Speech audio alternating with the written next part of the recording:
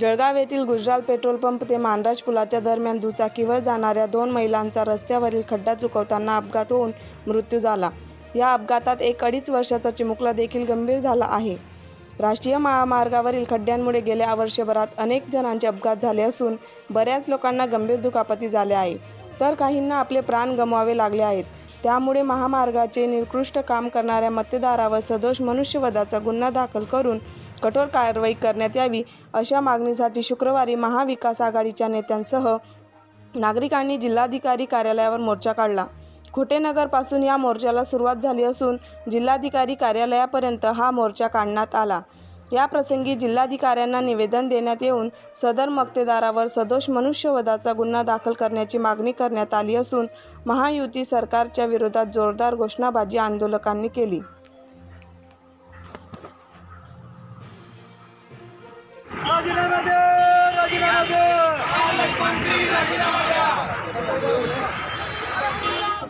कुटुंबांना या ठिकाणी भरपाई मिळावी, या ठिकाणच्या रस्त्यावरचे खड्डे त्वरित बुजवण्यात यावे, या रस्त्याचं काम करणारा कॉन्ट्रॅक्टर असेल, त्या ठिकाणी अधिकारी असतील, यांच्यावरती सदोष मनुष्यवधाचा गुन्हा दाखल करण्यात यावा।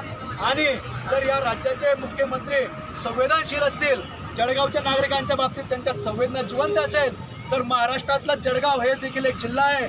जसं गोवा महामार्गावरती खड्डे पडल्यामुळे ज्या लोकांचा जीव गेला होता, त्या कॉन्ट्रॅक्टरवरती सदोष मनुष्यवधाचा गुन्हा दाखल करण्यासंदर्भात आदेश दिले, त्याच पद्धतीचे आदेश या जळगावचं काम करणाऱ्या कॉन्ट्रॅक्टरच्या व इथल्या अधिकाऱ्यांवरती गुन्हा दाखल करण्याचे आदेश मुख्यमंत्र्यांनी दिले पाहिजेत, हीच आमची एक मागणी आहे। येत्या 2 दिवसात या रस्त्यावरचे खड्डे जर बुजवले नाही, या ठिकाणची रहदारी सुरळीत केली नाही, तर आम्ही या ठिकाणी सर्व नागरिक हा रस्ता JCBच्या माध्यमातून खोदून टाकू। जर हा रस्ता चालण्यास योग्य नसेल, या ठिकाणी जर वाहतूक करून बळी जाणार असतील, जीव जाणार असेल, तर या रस्त्याने वापरणं बंद करावं, हाच मात्र पर्याय या ठिकाणी एक उरलेला राहील।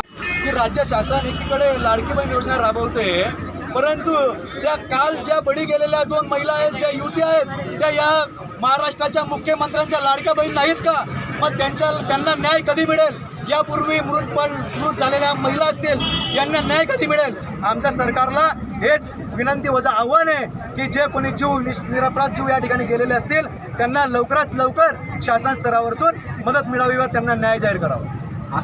असं आहे की पालकमंत्र्यांनी याच्यात पर्सेंटेज घेतलेले आहे, त्यामुळे त्यांचा आवाज दाबला गेलेला आहे। आणि जे बाकीचे 2 मंत्री आहेत ते इथे लक्ष द्यायला तयार, त्यांचे मस्तीत आहेत। मला असं वाटतं हा रोड किमान 4-5 वेळा बनवला गेला।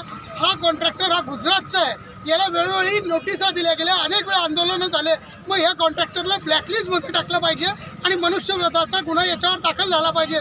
पण मंत्री आणि सरकार म्हणजे सरकारी अधिकारी यांचं संगनमत असल्यामुळे या कॉन्ट्रॅक्टरवर कारवाई होत नाही आहे। दुर्दैवी जळगावकरांचं मन हेलवून टाकणारी घटना आहे। या जळगावमध्ये जेव्हा ही घटना घडली, तेव्हा मला उपमुख्यमंत्री फडणवीसांचं एक घटना आठवण झाली। यवतमाळमध्ये शेतकऱ्यांनी आत्महत्या केली होती, म्हणून ते नागपूरला पोलीस स्टेशनला जाऊन सरकारवरती 302चा गुन्हा दाखल करा असं ते म्हटले होते। आता कुठे गेले फडणवीस? शिंदे मोठा गाजावाजा करून म्हणतात की लाडक्या बहिणी आहेत, या 2 लाडक्या बहिणी नव्हत्या? जळगावच्या बहिणी लाडक्या नाही आहेत? त्यांच्या सुरक्षितेचा, त्यांच्या संदर्भामधल्या सर्व परिवाराच्या सुरक्षितेचा प्रश्न ऐरणीवरती आलेला आहे।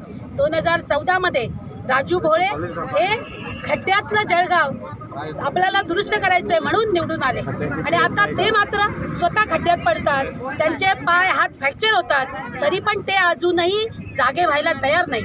आणि म्हणून महाराष्ट्राच्या जनतेने ठरवलं आहे की जसं कुठे नेऊन ठेवला महाराष्ट्र 2014ला ते म्हणायचे, तेव्हा आम्ही आता म्हणणार आहोत की इथे नेऊन ठेवला तुम्ही महाराष्ट्र गुजरातच्या चरणी। आणि त्याच पद्धतीनं कॉन्ट्रॅक्टर, ज्या पद्धतीनं अधिकारी यांची साटेलोटे आहे या सगळ्या मंत्र्यांच्या बरोबर, 3 मंत्री आहेत या जिल्ह्यामध्ये, पण 3ही मंत्री या जिल्ह्यामध्ये न्याय देऊ शकत नाही। याचा अर्थ जळगावकर जनतेला त्यांनी गृहीत धरलेला आहे आणि जनता त्यांना उत्तर दिल्याशिवाय राहणार नाही। मंगळवारी नाहीच्या ऑफिसमध्ये जाणार आणि कुलभूषण भाऊने सांगितलं तसं जर तुम्ही नाही ऐकलं तर रस्ता खोदून काढणार।